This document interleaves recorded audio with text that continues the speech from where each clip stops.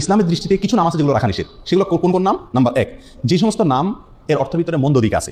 যেমন কোনো সন্তান নাম রাখবেন আপনি শয়তান, নাউজুবিল্লাহ। কোরআন নাম রাখবেন কল্প, কুকুর, অথবা কোরআন নাম রাখবেন খিনজির। খিনজির নাম রাখছে কে জানি, আমি একবার শুনছি যে কোরআন আল্লাহ খিনজির শব্দ উল্লেখ করছেন, খিনজির মানে শুকর। তো ছেলের নাম বা মেয়ের নাম রেখে দিয়েছে খিনজির। বলে যে আপনি এই নাম কোথেকে রাখলেন, কেন রাখলেন? বলছে কোরআনে পাইছি। তো কোরআনে পাইলে কি আপনি রাখবেন নাকি? কোরআনে তো ফেরাউনও আছে, সেজন্য ফেরাউন নাম রাখবেন না। অতএব খারাপ অর্থ বহন করে এরকম কোনো নাম রাখা উচিত না। দ্বিতীয়ত, যেই নামের অর্থের ভিতরে শিরক আছে অথবা ইসলামী আকীদার সাথে সাংঘর্ষিক যে নামের অর্থ, সেরকম নাম শিশুর জন্য নির্বাচন করা যাবে না। আমাদের অনেক নাম আছে সমাজে ছড়িয়ে ছিটিয়ে আছে, যে নামগুলো ইসলামী আকীদার সাথে সাংঘর্ষিক, অথচ আমরা জানি না। যে নামগুলোর অর্থের ভেতরে শিরকি অর্থ লুকায়িত আছে, অথচ আমরা জানি না। সেরকম কিছু নাম আমরা আজকে আপনাদেরকে বলছি। নাম্বার 1, আব্দুল নবী। এই নামে আমাদের দেশে কিন্তু কোনো কোনো লোকের নাম আছে। আব্দুল নবী মানে হলো নবীর গোলাম। কোনো মানুষ কি নবীর গোলাম হয়? গোলাম তো শুধু আল্লাহর। তাহলে এটা শিরকি নাম। এই নামের অর্থের ভিতরে কি আছে? শিরক আছে। এরকম নাম থাকলে সেটা পরিবর্তন করতে হবে। অনেকে নাম রাখেন আব্দুল আলী। আব্দুল আলী, আল্লাহ আলী, এটা আল্লাহ সুবহানাহু ওয়া তাআলার গুণবাচক 99টি নামের একটি। সেই হিসাবে আপনি রাখতে পারেন আলী মানে হলো উঁচু, মহান, আল্লাহর গোলাম। আলী আল্লাহ তাআলার গুণবাচক নাম, সেই হিসাবে আব্দুল আলী ঠিক আছে।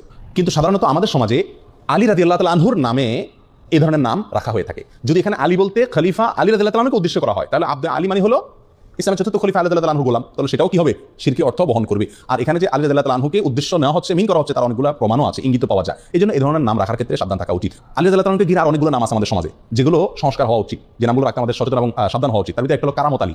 কারামত আলী মানে হলো আলীর কারামত। সাধারণত শিয়ারা এই সমস্ত নাম রাখে। তো এগুলো আমাদের সমাজে চলে আসছে, কারণ এক সময় আমাদের দেশে যখন আলেম ওলামা ছিলেন না এত, এবং ওই কাবুলিওয়ালারা আফগান থেকে, ইরান থেকে মানুষ ব্যবসার জন্য আসছে বা নানা কারণে আসছে দেশে, শিয়ারা আসছে, তাদের খুব প্রভাব ছিল।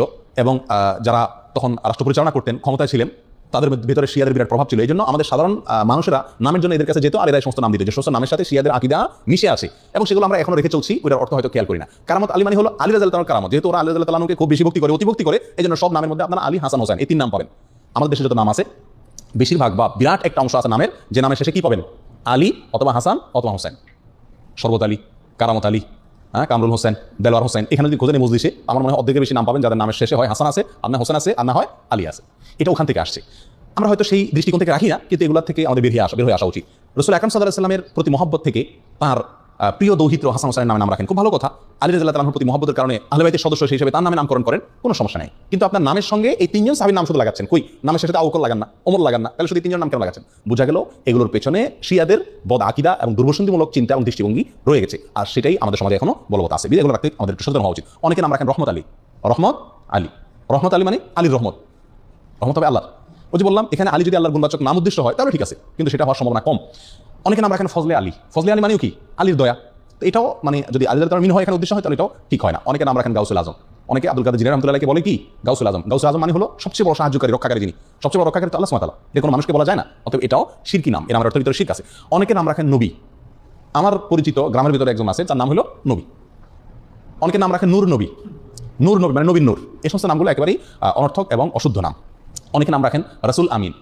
আমাদের দেশে কোনো কোনো লোকের নাম আছে কি রাসূল আমিন। রাসূলুন আমিন, এটা আমাদের রাসূল আকরাম সাল্লাল্লাহু আলাইহি ওয়াসাল্লামের বৈশিষ্ট্য, তিনি আমানতদার রাসূল। এখন আপনি আপনার ছেলের নাম রাখেন রাসূল আমিন, এটা খাটে না, একেবারেই অশুদ্ধ একটি নাম। অনেকে নাম রাখেন রাসূলুল্লাহ। আমি দেখছি রাসূলুল্লাহ নামের লোক আমাদের। রাসূলুল্লাহ মানে কি? আল্লাহ রসুল।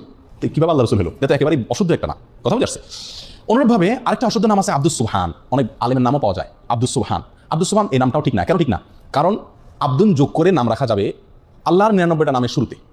আল্লাহর 99টি গুণবাচক নামের শুরুতে আব্দুন যোগ করে আপনি কি করতে হবে? রাখতে হবে, কারণ আল্লাহর নামগুলো নির্ধারিত। আল্লাহর জন্য কোনো মন গড়া নাম আমি নির্ধারণ করার সুযোগ নাই। সুবহান নামে আল্লাহর কোনো গুণবাচক নাম নাই। সুবহান শব্দের অর্থ হলো পবিত্রতা বর্ণনা করা। তো পবিত্রতা বর্ণনা করার গোলাম, এটা কোনো নাম হতে পারে না, এবং এটাকে যত রকম ব্যাখ্যাই করা হোক না কেন, এটা কোনো অবস্থাতে টিকে না এবং শুদ্ধ হয় না। বিধায় আব্দুস সুবহান নামটাও সঠিক না। ওই যে বললাম, আব্দুন যোগ করে নাম রাখতে পারবেন কোনগুলো? যেগুলো শেষে আল্লাহ 99 নামের কোনো একটা যুক্ত আছে, সেগুলো রাখতে পারবেন শুধুমাত্র। অতএব আব্দুস সুবহান যেহেতু আল্লাহর, সুবহান যেহেতু আল্লাহর কোনো গুণবাচক নাম না, অতএব আব্দুস সুবহান নামটা কি না? সঠিক না। আরেকটা নাম আছে জিল্লুর রহমান। বহু লোকের নাম পাওয়া যায় আমাদের দেশে। আমাদের প্রয়াত প্রেসিডেন্টের নাম ছিল জিল্লুর রহমান। জিল্লুর রহমান, জিল্লুন শব্দের অর্থ হলো ছায়া। জিল্লুর রহমানের অর্থ হয় আল্লাহর ছায়া। তো আল্লাহর ছায়া আছে, এটা আপনি কোথায় পাইছেন? কোরআন হাদিসে কোথাও আল্লাহর ছায়া আছে এরকম কোনো কথা আমরা পাইনি। অতএব এই নামটাও সঠিক না। যদি কেউ উদ্দেশ্যে রাখে যেখানে আল্লাহর ছায়া বলতে আল্লাহ দয়া অনুগ্রহ বোঝানো হচ্ছে, তাহলে সেটাও রাখা যাবে কিনা সেটা ব্যাখ্যা সাপেক্ষ বিষয়, আমার মনে হয় না। বিধায় এই জিল্লুর রহমান এই নামটাও অ্যাভয়েড করা উচিত। অনেকে নাম রাখে আবুল বাশার। হাস্যকর একটা নাম। আবুল বাশার নামের অর্থ জানেন? আবুল বাশার মানে হলো, বাশার মানে মানুষ, মানুষ জাতিকে বলা হয়, গোটা মানুষ জাতি, মানব জাতিকে বলা হয় বাশার। আর আবুল বাশার মানে হলো গোটা মানব জাতির পিতা। এটা তো আদম আলাইহিস সালাম। আবুল বাশার কে? আদম আলাইহিস সালাম। এখন আপনি আপনার ছেলের নাম রাখছেন আবুল বাশার। এখন একটা ছেলেই জন্ম দিতে পারেন, সে কিভাবে গোটা মানব জাতির পিতা হয়? অতএব এটাও ভুল নাম। অনুরূপভাবে নামের ক্ষেত্রে আরেকটা ভুল আছে, সেটা হলো অনেক সাহাবীদের নাম এবং টাইটেল, উপাধি যেটা, এই দুইটাকে একসাথে করে আমরা নাম রাখি। এটা চরম ভুল। যেমন ওমর ফারুক, বহু লোকের নাম আছে না? ওমর একজন সাহাবীর নাম, ইসলামের দ্বিতীয় খলিফার নাম। আপনি ওনার প্রতি মহব্বত রেখে, ওনার প্রতি মহব্বতের কারণে আপনার ছেলের নাম ওমর রাখলেন, একটা শিশুর নাম ওমর রাখলেন, ঠিক আছে রাখেন, কিন্তু তার নাম ওমর ফারুক রাখা ঠিক না। আবু বকর রাদিয়াল্লাহু তাআলার প্রতি মহব্বতের কারণে আপনি আপনার একটা শিশুর নাম রাখলেন আবু বকর, রাখেন, সমস্যা নেই, কিন্তু আবু বকর সিদ্দিক হয় না, কারণ সিদ্দিক এটা ওনার টাইটেল, এটা পৃথিবীতে আর কোনো আবু বকরের সাথে যুক্ত হবে না। আপনি ওসমান রাখলেন, সাথে গনি রাখেন, আমাদের বেশিরভাগ লোক দেখেন না ওসমান রাখলে অবশ্যই সাথে কি আছে, গনি আছে, না ভাই ওসমান রাখলে আর গনি রাখবেন না, কারণ ওসমান রাদিয়াল্লাহু তাআলার মহব্বত আপনি ওসমান রাখছেন ঠিক আছে, কিন্তু গনি মানে ধনী, এটা ওনার উপাধি, এটা আর কারোর সাথে যুক্ত হবে না। কথা বোঝা যাচ্ছে? আবু আইয়ুব একজন সাহাবী, যিনি হিজরতকারী সাহাবীদেরকে অনেক নসরত করেছেন, সাহায্য করেছেন, এই জন্য ওনার নাম হয়ে গেছে আবু আইয়ুব আনসারী, উনি আনসার ছিলেন সেজন্য। এখন আপনি আপনার ছেলের নাম রাখলেন আবু আইয়ুব আনসারী, সে আনসার কবে হলো? কথা বোঝা যাচ্ছে?